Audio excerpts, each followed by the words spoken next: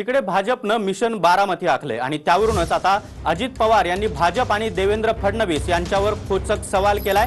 बारामतीला धडका मारून काय होणार आहे असा सवाल अजित पवार यांनी केलाय। गेल्या वेळी भाजपच्या उमेदवाराचं डिपॉझिटही जप्त झालं होतं असा टोला अजित पवार यांनी भाजपला लगावलाय।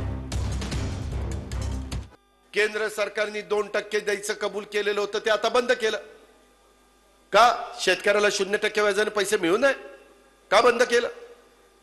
याचं उत्तर केंद्र सरकार मधले कोणी देत नाही, भाजपवाले देत नाहीत। सगळं सोडलं बारामतीमध्येच गेलेत, तर तिथं धडका मारून काय होणार आहे का?